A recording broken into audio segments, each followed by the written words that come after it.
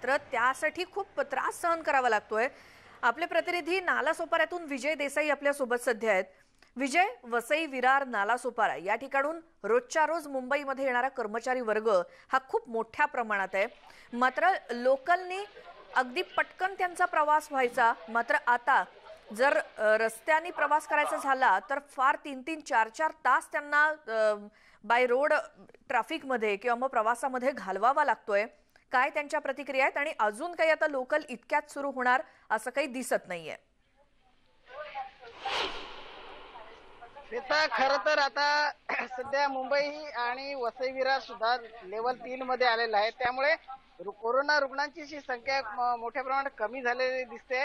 त्यामुळे जे सर्वसामान्य लोक आहेत, जे हाताच्या पोटावर जे काम करतात, जे रोजंदारी करतात, अशा लोकांसाठी लोकल ही लाईफलाईन असते आणि त्यामुळे लोकलमध्ये जे प्रवास करतात त्यांना थोडा दिलासा असतो, कारण त्यांना वेळेत जावं लागतं। कारण जे रस्त्याने आता जे बसेस वगैरे आहेत ते ट्रॅफिक जाम होतं आणि त्यामुळे त्याच्यात अडकून त्यांचा अर्धा जो वेळ जो आहे वाया जातो। त्याशिवाय इतर शारीरिक आणि मानसिक त्रास होतो। कामावरचे जे त्यांचे बॉस असतात त्यांच्याकडून त्यांना ऐकून घ्यावं लागतं, तुम्ही कामावर जर नाही आलं त्यांना पगार सुद्धा कापला जातो। काही लोकांना कामावरून सुद्धा काढून टाकलेले आहे। अशी परिस्थिती असताना सरकारने याकडे गांभीर्याने लक्ष दिलं पाहिजे। सोशल डिस्टन्सिंगचं पालन करून आणि जास्तीत जास्त रेल्वे जर वाढवल्या, ट्रेनच्या फेऱ्या वाढवल्या तर ती गर्दी कुठेतरी नियंत्रण आणू शकते। परंतु यामध्ये लवकरात लवकर लसीकरण करावं आणि लोकांना लसीकरण केल्याने ज्यांनी लसीकरण केलंय त्यांना लोकल मधून प्रवास करू द्यावा अशी मागणी होत आहे। माझ्यासोबत एक महिला आहेत, त्यांच्याकडून आपण जाणून घेऊया की मला सांगा, तुम्हाला लोकल ट्रेन सुरू करायला पाहिजे का? हो, केलंच पाहिजे, कारण आम्ही रोज कामावर येतात जातात आणि समजा लोकल ट्रेनच नसतील तर कसं होणार। 2 किलो तांदूळ आणि 2 किलो गव्हाणे तर सरकार देतात, पण त्याने तर आपण पोट भरू शकत नाही। आम्ही काय उपाशी मारायचं का? आणि समजा कामावर लेट गेले तर आमचा अर्धा पगार कापला जातो। त्यामध्ये ऑटो आणि किंवा रिक्षा किंवा बसेसने जाणं आम्हाला परवडत नाही, आमचा वेळही वाया जातो। त्यामुळे सरकारने लवकरात लवकर लोकल सुरू करावी अशी आमची मागणी आहे। सरकारने लवकरात लवकर लोकल सुरू करावी। तुम्ही काय सांगाल, खरोखर लोकल सुरू केली पाहिजे का? आता महाराष्ट्र, मुंबई या ठिकाणी कोरोना संपूर्ण नियंत्रण आलेलं आहे, त्यामुळे सरकारने लवकरात लवकर ज्या लोकलच्या फेऱ्या वाढवल्या पाहिजेत, जेणेकरून लोकांचे रोजगार वाचतील। त्यांना जीवनावश्यक वस्तू तर सरकार पुरवत आहे, पण त्यांच्या नोकऱ्या जाण्याची वेळ आलेली आहे। काहींच्या नोकऱ्या गेलेल्या आहेत, काहींच्या जात आहेत। हे कुठेतरी थांबावं, यासाठी रेल्वे जी आहे एक महत्त्वपूर्ण माध्यम आहे, जे कामावर जाण्यासाठी लोक वापरतात। मुंबई उपनगरामध्ये वसईच्या आणि पालघरच्या इथे कोरोना लेवल 3 मध्ये असल्यामुळे लोकलच्या फेऱ्या वाढवण्यात यावे आणि लोकांग्रस्त सरकारने याचा विचार करावा।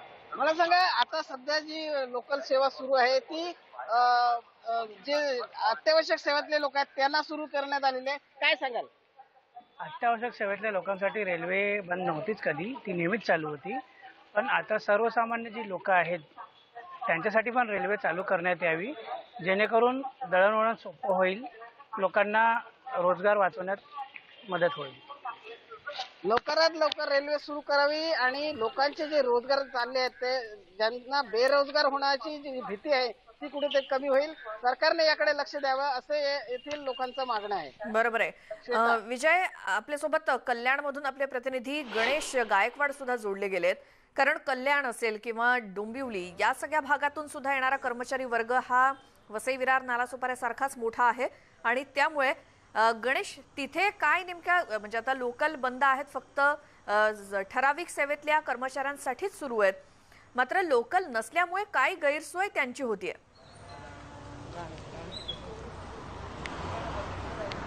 स्वाती, मी आता सध्या बदलापूर रेल्वे स्थानकाजवळील एका बस डेपोच्या इथं आहे, ज्या ठिकाणाहून लॉकडाऊनच्या म्हणजे 1.5 वर्षापूर्वी ज्या ठिकाणाहून मोठ्या प्रमाणात ठाणे, नवी मुंबई, मुंबईच्या दिशेने बस सोडल्या जायच्या। मात्र कोरोनाची दुसरी लाट आली, त्यानंतर म्हणजे अनलॉक झालं होतं कोरोनाच्या पहिल्या लाटेनंतर, आणि अनलॉक झाल्यानंतर ह्या ज्या एस टी महामंडळाने सुरू केलेल्या ज्या बसेस होत्या त्या बंद करण्यात आल्या, कारण प्रवासी जे आहेत सध्या इथे त्यांनी मला सांगितलं, आणि त्याच्यामुळे हा बस डेपो जो पूर्वी 1-1.5 वर्षापूर्वी मोठ्या प्रमाणात बसने भरलेला असायचा, त्या ठिकाणी आता बस नाही आहेत, कारण ठाणे, नवी मुंबई, मुंबई या ठिकाणी जाणाऱ्या बसेस आता बंद केल्यात। त्यामुळे प्रवासी इथे नाही आहेत. मात्र जे प्रवासी सध्या ज्या थोडक्या बसेस सुरू आहेत त्याच्यावर अवलंबून आहेत त्यांना काय परिस्थितीला सामोरं जावं लागतं आपण त्यांच्याशी बोलूयात. काका, किती वेळ झाला तुम्ही या बस डेपोवर आहात आणि काय? 6:30 पासून बसलेलो आहे मी. हां आणि परिस्थिती अशी आहे का आज मला शिर्डीला जायचंय, शेती कामा करता जायचंय पेरणीसाठी. जर आता बस नाही, हां 1-1.5 तास इथे जाणार, पुढचा प्रवास मी कसा करणार? बरं, जायचं कुठे? मला शिर्डीला जायचंय. शिर्डीचं बसून माझं 18 किलोमीटरवर गाव आहे. बरं, मग अजून बस आलेली नाहीये? बसच नाही आलेली. काय सांगितलं का डेपोवाल्यांनी? डेपोवाल्याकडे तिथे बंदच होतं बा, काय बोलणार त्यांच्याशी? तुम्हाला कुठे जायचंय? मला इथे जायचं राठोडीला. मग बस आली नाही का अजून? बसत नाही. मग दुसरं काही साधन नाही का तुम्हाला बस शिवाय? काहीच नाही, साधनच नाही इथून. इथून कल्याणला जायचं तर 100 रुपये बोलतायत. हा, कसं हा. परवडणार सांगा बरं तुम्ही? अच्छा, आम्हाला गावी जायचंय, मला डॉक्टरसाठी जायचंय गावी. बर, आता कशी तरी असे ते बसून राहिले, हां. पण आता गाडीचे जे येईना तर काय करणार? पण किती वेळ झाला बसून राहिला? 6:30ला आलो आम्ही इथे. पण एवढं मोठं बस डेपो आहे, मला एक पण बस दिसत नाही इथे. बोलतायत येईल मुरमाडला जाणारे. बंद आहेत ना. मग काय? लॉकडाऊन मुळे बंद आहेत. हो, ते बोलतात का लॉकडाऊन मुळे आमच्या बसी जरा बंद आहेत. अच्छा, हा. मग पूर्वी तर ठाणे, नवी मुंबई आणि मुंबईला जाणाऱ्या मोठ्या प्रमाणात होत्या. तेव्हा लॉकडाऊन मध्ये चालू होता, पण आता लॉकडाऊन मुळे बंदच आहे. या दुसऱ्या लाटी म्हणून बंद ठेवलेलं आहे ते. बरं, इतर जे प्रवासाची साधनं आहेत ती तुम्हाला परवडतात का? नाही. 100 रुपये एका माणसाची रिक्षा कल्याणला. अच्छा, 100 रुपयात आम्ही अर्धा तिकीटचा माणूस गावी जातो. हां. तर आता एक बस आली बघा. श्वेता, आपण पाहू शकतो की जवळजवळ 1.5 ते 2 तासानंतर आता जी बस आहे ती या डेपोमध्ये आलेली आहे आणि आता प्रवासी त्यामध्ये जाणार आहेत. मात्र हा जो खर्च आहे इतर प्रवासाचा, कारण रेल्वे प्रवास हा बऱ्यापैकी स्वस्त आहे, तो परवडतो सर्वसामान्य माणसाला. मात्र इतर जी प्रवासाची साधनं आहेत ती परवडणारी नाही आहेत. त्यामुळे जवळजवळ 1.5 ते 2 तास या प्रवाशांना इथे ताटकळत या बससाठी उभं राहावं लागतंय. आणि बस जरी मिळाली तरी त्याच्यातून गर्दीतून प्रवास करावा लागतो आणि साहजिकच कोरोनाचा प्रादुर्भाव याच्याने वाढण्याची शक्यता आहे. श्वेता, बरोबर. गणेश, थोडंसं थांबवते मात्र